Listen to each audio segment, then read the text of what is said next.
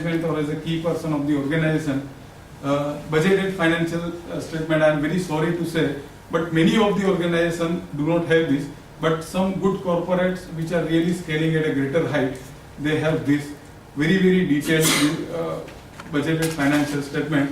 इस साल में, इस क्वार्टर में, इस मंथ में मुझे इस डिपार्टमेंट से क्या अचीव करना है, इस प्रोडक्ट में क्या ग्रोथ करना है, किस तरह का प्रमोशन करना है, किस तरह का R&D करना है, ये सारी चीजें बजटेड फाइनेंशियल स्टेटमेंट बनाते वक्त सारी चीजें देखी जाती है। Balance sheet you all know कि साल के अंत में जब हम देखते हैं कि भाई कहाँ खड़े हैं हम लोग, so far as our assets and liabilities are concern, balance sheet देखते हैं, statement of profit and loss. मेरी अंडरस्टैंडिंग में ये दोनों भी एक हिस्ट्री है, ये दोनों भी एक पास्ट है। इससे at the most what a businessman can take is the learning, उससे ज्यादा कुछ भी नहीं। These are the important statements, maybe for a banker, maybe for an investor, but these are not the real statement for any management. कोई अच्छे management या अच्छे businessman या अच्छे एंटरप्रेन्योर के लिए इससे कहीं ज्यादा इंपॉर्टेंट स्टेटमेंट है कैश फ्लो स्टेटमेंट। आज प्रॉफिट बॉटम लाइन कुछ दिखा दिया फॉर द बैंकर, चलता है, but then what is really coming in the hard case, that is something very important, because a businessman and entrepreneur has to run the show. Always he has to satisfy every stakeholder in all the ways in which he has committed. So it is very important for an organization to really look at the cash flows and the fund flows. And one very creative term the commercial fraternity has given to the business, something called management information system. Now these are just 3 words, but it can really make an organization from something very small to a really huge empire. It is very important for any organization to set the management information system. थोड़ा सा आगे जब जाएंगे तो थोड़ा detail में देखेंगे कि किस तरह से बेसिकली हमको अपने आप को चेक करना है और क्या स्टेटमेंट्स है। अभी ये करने के लिए क्या टूल्स है अपने पास एज एन ऑर्गेनाइजेशन। हमको बहुत बार पता नहीं होता कि एक अकाउंटेंट, जैसे मैंने बोला कि लाइक साल के अंत में 2 स्टेटमेंट टेबल पे आते हैं कि साहब आज साइन करना है, रिटर्न फाइलिंग का लास्ट डेट है तो आप साइन कर दो। तो क्या उसमें होता है, lot of people are not aware. So basically we have to have understanding as a businessman about what all are the financial tools that are available for us to check that what are the things happening in my business in all the areas. One of the very important tool is budgetary control. We will discuss it in detail that lot of people do not have the advance. अभी मुझे अपने आप से क्या expectation है, अगर वो मैं सेट नहीं करूंगा इन द गिवन सिनेरियो तो मैं किसको चेज करूंगा, जो होता है वो करने जाऊंगा, तो that is really not a good sign of a entrepreneur. Then again a very small term but very huge implication called ratio analysis. Basically ratios may be operational, ratios may be financial. So this is again a very important tool to ensure all the parameters that we have decided in the beginning of this session, that these are the things I want to ensure. This is something very exhaustive tool, ratio analysis. We'll see a little in depth because time left is a little less. I would just rush through. Then benchmarking. Probably I am into a steel industry. I am doing the trading of the steel and I am having the margin of 2% profit. As an individual, I am satisfied that okay, I have done the 10 crore of the business and I have earned my livelihood. That is not the way you should be looking at the business. If you are doing the business of one particular type, you should be keeping an eye on your competitors, your similar industry player, कि बाकी लोग क्या कमाते हैं। 10 करोड़ का business करके अगर कोई 1 करोड़ कमाता है तो where I am weaking. तो बेंचमार्किंग जो है वो एक बहुत बड़ा टूल है जो शायद इंडस्ट्री का बहुत ज्यादा नहीं नॉलेज होने की वजह से हम लोग बहुत बार नहीं करते हैं, और जो होता है उससे हम लोग सेटिस्फाई होते हैं। I have seen a company really it has surprised me as a chartered accountant. The company has been in existence for about 25 years, doing the turnover of about 35 crore and having the net profit of 1.5%. 180 people working in the organization. क्या future है उस organisation? तो कहीं ना कहीं कहाँ lacking है, तो यहाँ तो इस तरह का मेजर उसको करना चाहिए कि भाई एक्स कंपनी है, वाई कंपनी है, तो किस तरह का काम वो लोग करते हैं। तो अपनी एक बेस्ट प्रैक्टिस को अगर जब तक डिफाइन नहीं करेंगे, we really can not come to a great level of performance. Then MIS, as I said, when discussing this, then trend analysis. Probably if I see that consistently for last 5 years I have earned 10%, whether I should be happy? Every year the inflation rate is also growing. तो एक constant rate पकड़ के अगर मैं grow कर रहा हूँ तो मैं क्या बड़ा काम कर रहा हूँ। तो कहीं ना कहीं मुझे अपने ट्रेंड को देखना होगा और उस ट्रेंड से मुझे कुछ लेसन लेना होगा कि at least double the rate of inflation अगर मैं आगे नहीं बढ़ रहा हूँ तो क्या मैं कर रहा हूँ। तो this is again some very interesting tool which we can employ and we can see that where we stand as an organization and what type of financial health we have. Then comparative financial statement, as I said, that what are the ratios that same or some similar organization has. कोई मेरे जैसी company, मेरे size की, मेरे type की business की है, उसमें क्या क्या रेशियोज है, बाकी मेरे में क्या है, something we can do and something common size and some common businesses. Now there are two more important things that I have felt in my practice tenure, कि जो बहुत कम लोग यूज करते हैं और उसका यूज बहुत इम्पोर्टेंट है. एक है बजटरी कंट्रोल. तो कहाँ ये अप्लाई करना बहुत जरूरी है. Where if we really do not have the budgetary control, so what we are missing, probably we can see, when we set the vision, mission and goal and strategy for the organization, how we really tell to the world. If my organization have 200 size of type 200 people and if I have 20 departments, किसको क्या पता चलेगा कि मैंने क्या set किया, और set किया है तो मुझे कैसे अचीव करना है. मेरे पूरे ऑर्गेनाइजेशन के विजन, मिशन, गोल, स्ट्रेटेजी, मेरा जो भी फंडामेंटल है, मेरी वैल्यूज है, वो मेरे बजट में, मेरे बजटरी कंट्रोल में वो दिख सकता है. मैं अगर पूरे फाइनेंशियल्स को बजट करके सब डिपार्टमेंट का, सब लोगों का क्या कंट्रीब्यूशन है, अगर ऐसा एडवांस में मैं दिखाता हूँ तो people will get aligned to my vision, mission and strategy. Better financial planning. Basically एक कहते हैं लोग कि फाइनेंस कब रेज करना चाहिए. जनरली लोग ऐसा कहते हैं कि जब जरूरत नहीं होती तब रेज करना चाहिए. मेरा थोड़ा सा अलग व्यू है कि जरूरत नहीं होती तब रेज नहीं करना चाहिए, क्योंकि finance as a cost. But फिर भी जब बहुत ज्यादा क्रिटिकल जरूरत नहीं होती है तभी फाइनेंस हमको रेज करना चाहिए, क्योंकि फाइनेंस के बहुत सारे पैरामीटर्स है. अच्छे नेगोशिएशन और अच्छा डील हमको तभी मिलता है जब हमारी गरज नहीं है. जब हम लोग ऐसे like if you say that it is very much compulsory for us, तुमको चाहिए तो मेरी फैक्ट्री ले लो, चाहे मेरे डेटर्स ले लो, फिक्स जैसे सब ले लो, लेकिन मुझे फाइनेंस चाहिए. ऐसी क्रिटिकल कंडीशन में आने से पहले if I am preparing the budgets and my forecast is very clear, तो मुझे पता है कि मुझे अगले 3 साल में ये कैपिटल इन्वेस्टमेंट करना है, मेरा वर्किंग कैपिटल रिक्वायरमेंट 2 गुना या 3 गुना होगा.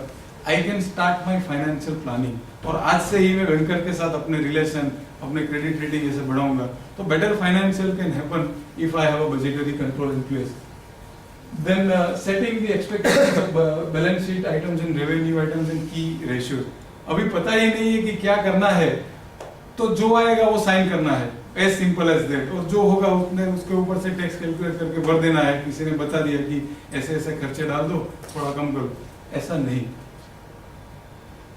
From 1st April onwards, we should be knowing कि 31st मार्च को मेरा बैलेंस शीट कैसा दिखना चाहिए, मेरा P&L कैसा दिखना चाहिए, मेरे हर एक एक्सपेंस का क्या रेशियो होना चाहिए, मेरा डेट इक्विटी क्या होना चाहिए, मेरा कैपिटलाइजेशन क्या होना चाहिए, मेरा EPS क्या होना चाहिए, मैं एक शेयर पे कितना रुपया रिटर्न कर सकता हूँ इस साल. तो अगर मेरा ये सेट डायरेक्शन ही है for all the core areas of my business, मुझे नहीं लगता कि कोई भी बिजनेस उसको बहुत अच्छी तरह से कर सकता है. Last but not the least, कि सारी चीजें बराबर हो रही है कि नहीं, कंट्रोल्स बराबर जा रहे हैं कि नहीं, things are working as directed और not. If I have the budgetary the parameter set कि इस बाउंड्री के बाहर नहीं जाना है, day to day monitoring can tell me whether I am doing right. So this is very important tool which everybody should introduce to measure the financial health with the set parameters of their own business. One very important thing, again, as I said, probably last 5 minutes, I'll just rush through, if possible and if it is permitted in this forum. This I can take in detail, and this I can set for every industry separately, that what kind of analysis one should be doing. Basically, liquidity important है, किसके लिए? मेरे लिए. Solvency important है किसके लिए? Bank के लिए। पैसा उसने मुझे दिया है तो मैं, if I am going to become insolvent, it's business. But as a businessman, as a organization, मेरे लिए बहुत सारे और पैरामीटर्स है जो बहुत ज्यादा इंपॉर्टेंट है, apart from profitability and liquidity, something called asset management ratios, something called cash indicator ratio, cash flow indicator ratios and market value indicator ratio। यहाँ पर मैं थोड़ा ये बताना चाहता हूँ कि आज जब हम लोग प्लानिंग करते हैं तो मुझे ये पता होना चाहिए, प्रॉफिट और टॉप लाइन बॉटम लाइन का ग्रोथ तो कुछ भी नहीं करेंगे, फॉर्मूला डाल देंगे, एक्सेल में निकल जाएगा, पर मुझे वैल्यूएबल क्या चाहिए मेरे इस साल के फाइनेंशियल स्टेटमेंट से। अगर मुझे आज पता है कि 5 साल के बाद मैं अपने पब्लिक इश्यू के साथ आने चाहता हूँ, तो मेरे लिए सबसे ज्यादा इंपॉर्टेंट कौन सा रेशियो होगा? That is market value ratio. मैं आज से अपने ईपीएस पे ध्यान दूंगा, आज से अपने उस सारे पैरामीटर्स पे, कंप्लायंस पे ध्यान दूंगा कि 5 साल में मेरा क्रेडिट रेटिंग हाईएस्ट हो, 5 साल में मेरा मार्केट वैल्यूएशन जो 5 साल का बिजनेस होगा वो इस लेवल तक मुझे जाना है, so that when I come with a public issue my shares are issued with a lot of premium, right? तो depending upon my own objective and my own understanding and my own expectation of the business, तो मुझे देखना चाहिए कि किस parameter में मुझे क्या करना चाहिए। A little bit some examples, EBITDA, if we see that okay, depreciation is a non-cash expenses and some other expenses which are non-cash, how a business has performed, a very normal measure is what the business has earned, not considering the interest, tax and depreciation, because that will not give the fair idea if we compare apple to apple. This is the reason कि tax, depreciation and interest को ये अलग किया गया है। Gross margin, some companies are doing really great business, as I said about that company, 1% net profit, the gross margin is itself 10%। 35 crore में gross margin सिर्फ 10% है, तो कहाँ जाएगा? कितना एक्सपेंस कंट्रोल करोगे? तो इम्पोर्टेंट थिंग्स आर, जैसे कोई मैन्युफैक्चरिंग कंसर्न है तो उसके लिए ग्रोस मार्जिन बहुत बड़ा इंपॉर्टेंट फैक्टर है। Profitability index and cost benefit ratio, relative return.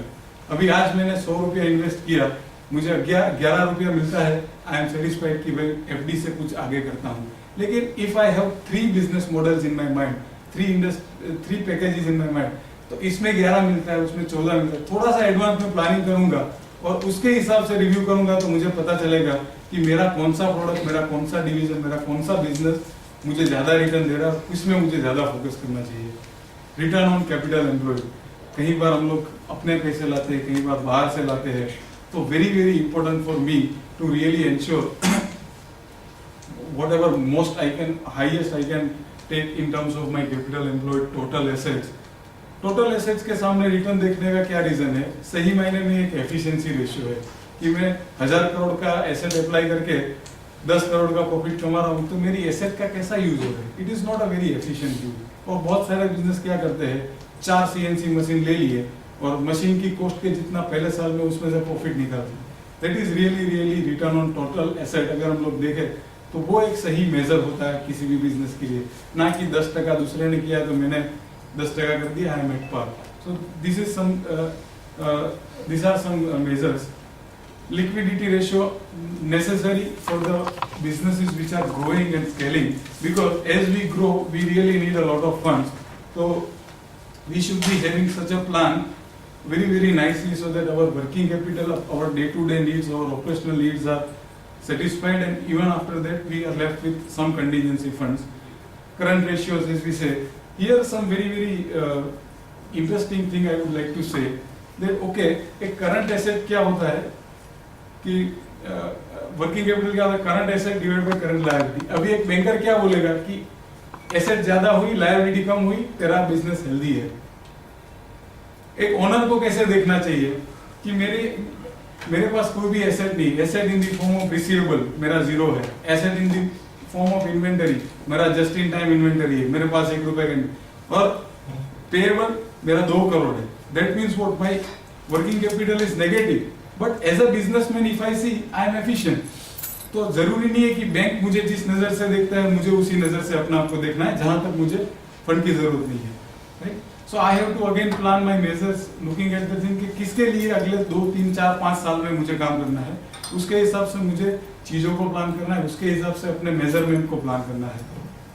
Acid test ratio, something called current current assets में से इन्वेंटरी निकाल दे तो इमीडिएटली कल को कुछ मुझे जो मेरे ऑब्लिगेशंस पे करने हैं तो उसमें से मैं क्या रियलाइज कर सकता हूँ और उसको ऑब्लिगेशंस को सेटिस्फाई करना. Basically this is a sign of a good operations of a company if all the parameters are set.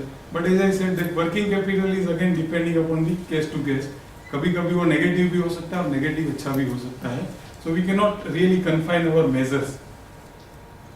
Debt ratio very very important in the life cycle of an organization. कभी कभी क्या होता है कुछ organisation बहुत सारा dates create कर देते हैं. There are so many examples in the past कि बहुत सारे डेट के प्रेशर में द ऑर्गेनाइजेशन से क्लोज. तो डेट इक्विटी रेशियो का जो एक बैलेंस है we really have to maintain. Then again something similar to what we have seen return on capital, return on fixed asset to net worth ratio कि जो owner का क्या कंट्रीब्यूशन है फिक्स्ड एसेट में. Basically this is showing the sign of a health of organization कि मैं अपना कितना पैसा लाया हूँ एंड कहाँ से कितना क्या बोरो किया है. देन एसेट कवरेज रेशियो कि आज अगर देखा जाए कि मेरी लायबिलिटी 5 करोड़ की है तो मेरी एसेट क्या 7-8 करोड़ की है. Then and then only the financial institutions and banks will be having some confidence कि in the case of anything going wrong I will be safe. Asset management ratio are more and most important for any organisation as a management. Operating cycle, one very important and very compulsory parameter now set by the regulations as well. Operating cycle का क्या मतलब होता है कि आज मैंने कुछ procure किया और कल उसको बेच के पैसा लिया. ये जो पूरा साइकिल है इसको बोलते हैं ऑपरेटिंग साइकिल. रॉ मटेरियल लेता हूँ, उसको स्टोर करता हूँ, उसमें से प्रोसेसिंग करता हूँ, उसका फिनिश गुड्स बनाता हूँ, डिलीवर करता हूँ डेपो को, वहां से बेचते हैं और पैसा. तो जितना लंबा ऑपरेटिंग साइकिल है उतना मेरा बिजनेस इनएफिशिएंट है. जितना छोटा मेरा ऑपरेटिंग साइकिल है my efficiency my health is good. Something very similar is with receivable कि एक साल में मेरा रिसीवेबल 3 बार रिसीव हो जाता है तो that is something very very normal sign. But अगर I am so very strict in my credit policy कि my receivable is running minimum 6 to 7 times in a year, then I am really not incurring any cost on the working capital part. Very very similar is inventory. Inventory I should not be keeping on a very high side because Rakesh ji बोलते हैं कि अगर dead inventory को रहने दिया तो वो तुम्हारे डेथ का कारण बन सकती है. तो again inventory turnover ratio is also very very important and again fixed asset to turnover is also very important as a management. Cash flow indicators, as I said that if I have a lot of free cash flow, anybody dealing with me will have the confidence कि भाई ये पैसा दे देगा, कोई tension नहीं. Even as a owner, I will be having the assurance कि भाई whatever my needs are there, apart from business, I will be able to withdraw from the business. That is free cash flow. Cash flow coverage ratio, अगर मुझे बहुत सारी date है तो खाली profit मुझे इंश्योर नहीं करेगा कि मैं सारी डेट्स को कवर करूं. जिसके लिए अभी मैंने बोला था कि balance sheet is important for all other people but cash flow is more important for the management. कि मेरे हाथ में पैसा नहीं है तो मेरे कोई सा भी ऑब्लिगेशन है वो मैं सेटिस्फैक्टरी नहीं कर पाऊंगा.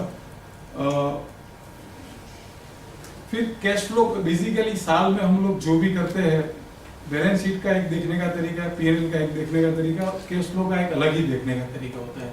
पूरे साल में हम लोग ने क्या मतलब hard cash where we have put. Basically we can use and we can earn money from operating, from investing and from financing activities. Basically these are all different dimensions. If I am a growing organization, I would be doing a lot of investment in the fixed asset. So in my particular year, my investing activity should be higher. Again, if I am a really very fast growing organization, I cannot have my own funds. तो मेरे पास borrowing की भी बहुत सारी activity होगी. तो that will show me through my cash flow कि मैंने कितना बोरोइंग किया, मेरा कितना इन्वेस्टमेंट हुआ और सबको अगर निकाल दे तो ऑपरेशंस में मैंने क्या कमाया. तो very important ratios are cash flow indicators.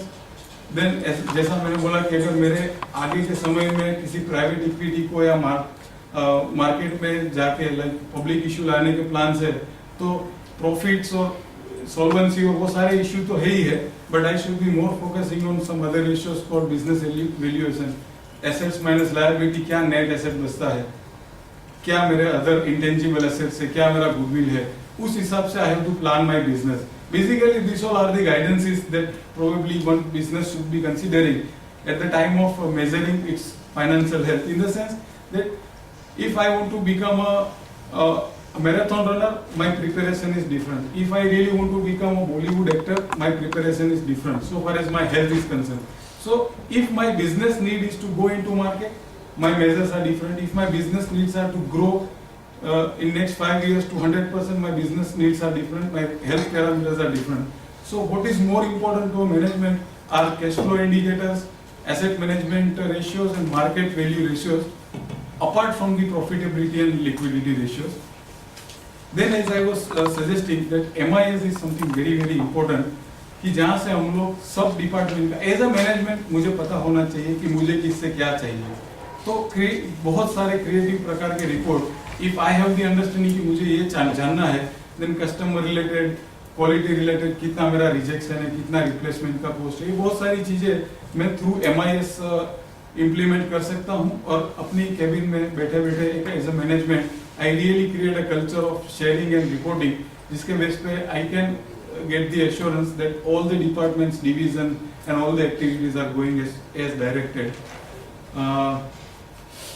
Basically, this is something which can give you a little laughter after such a heavy dose, that somebody is really hidden in the drawer and the secretary is opening the drawer and saying, it's safe to come out, the auditors have gone. You know, basically if we are not prepared very much in all the parameters that we have really understood, because business is not done for auditor, business is not done for banker, business is not done for anybody else in the world, business is done for me and for everybody connected to me. Every stakeholder which is connected to me has to have some benefit of my business, including the whole ecosystem and the society, right? So if that kind of preparation and that kind of measures, if I'm not able to implement in my systems, in my business, probably I may land into some situation like this. So it is my pleasure for really having you all and giving me such a pleasant listening. Probably time has not permitted me to go beyond some boundaries, but I would take Rakesh sir's permission, and probably he may announce if he is okay that I can do a really financial health checkup, a particular financial health checkup of all the RGB family members, to really make them aware about where they are standing and in what areas they are lacking and how they should be preparing, keeping their vision in mind. Thank you very much. Thanks a lot.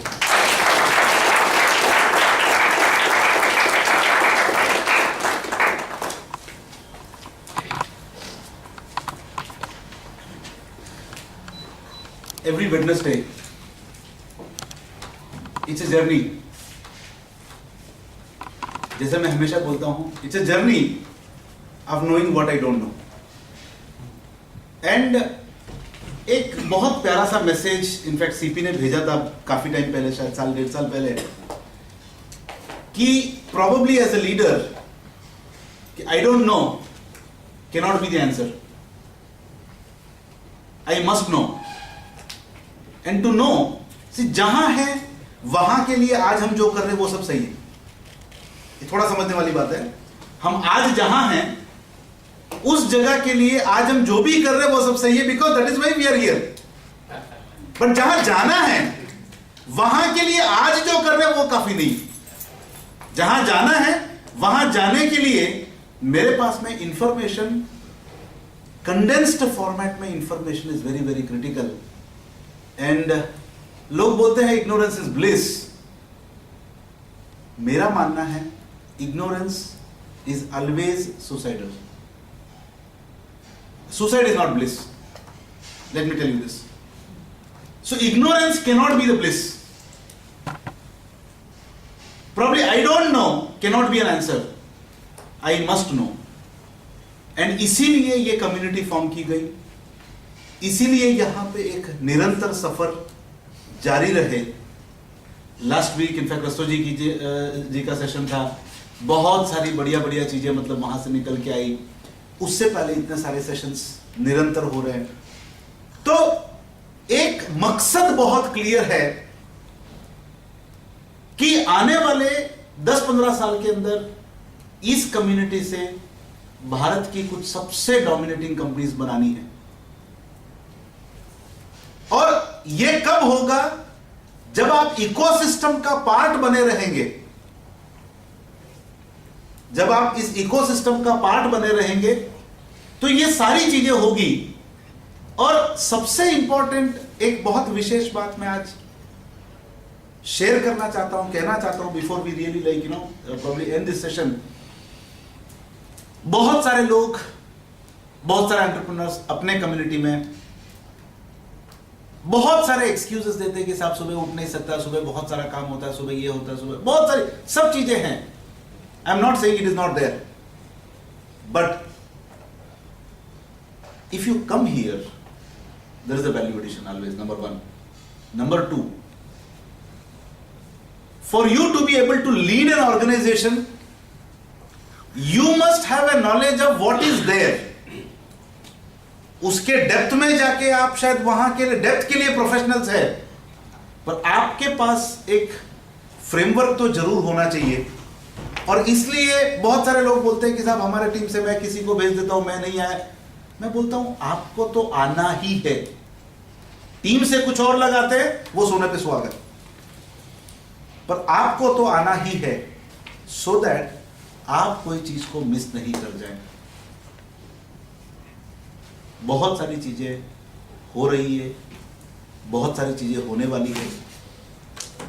मेरा सिर्फ एक सपना है जो शायद बहुत बार मैंने share किया है, आज वापस शेयर करना चाहूंगा तारीख के साथ। 1 लाख करोड़ का कम्युनिटीज को बनाना है। मुझे नहीं पता कितने लोगों को याद है, बट ये एक सपना है, 1 लाख करोड़ का कम्युनिटीज को बनाना।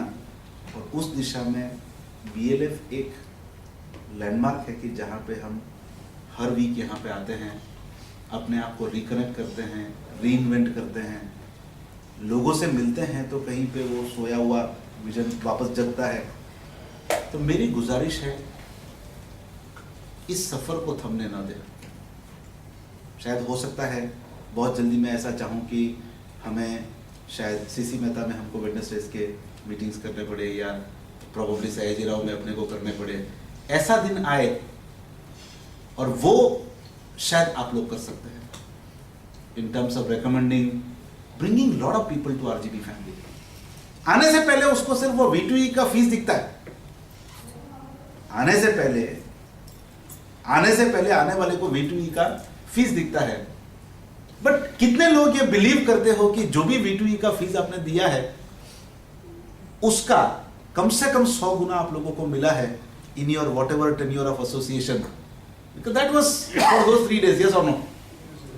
कितने लोग ऐसा मानते हो कि इस परिवार में जुड़ने से जो आपने आज तक what ever you have invested, उसका काफी बड़ा प्रोपोर्शन या काफी मल्टीफोल्ड रिटर्न्स आप लोगों को मिले हैं? ऐसा कितने लोग मानते हो? I just want to see as a part of our own reassessment. Fabulous. Thank you so much. ये सफर जारी रहे, और अगर आप लोगों को रियल में बेनिफिट हुआ है तो let us really bring lot of more SMEs into the framework. बहुत सारी next orbit की services are coming into picture. Lot of next orbit products are coming into picture. Hand holding processes are coming into picture. Lot of tools are being built so that you are really held tight, not allowed to deviate from your goal. ऐसी बहुत सारी चीजें आ रही है। एक recommendation है कि अगर आप लोगों को रियल में आपको लगता है कि RGB फैमिली में आने से बेनिफिट हुआ है, तो मैं चाहता हूं कि आपके जितने भी अच्छे कस्टमर्स हैं, जितने भी अच्छे सप्लायर्स हैं, उनको आप थोड़ा इफर्ट लेके इस परिवार से जोड़ो, क्योंकि जितने ज़्यादा लोग आएंगे उतने ज़्यादा थॉट्स आएंगे, उतने ज़्यादा नॉलेज आएगा, उतना ज़्यादा नेटवर्क आएगा, और उससे एक क्यूमुलेटिव ग्रोथ का माहौल बनेगा, और हम रियल में गुजरात को वाइब्रेंट बना सकते हैं। और वाइब्रेंट बनाने में वो SMEs का रोल बहुत बड़ा है। तो let us really work together and bring as many people as possible into the family, and let us see how we can really grow together. And I think with this note,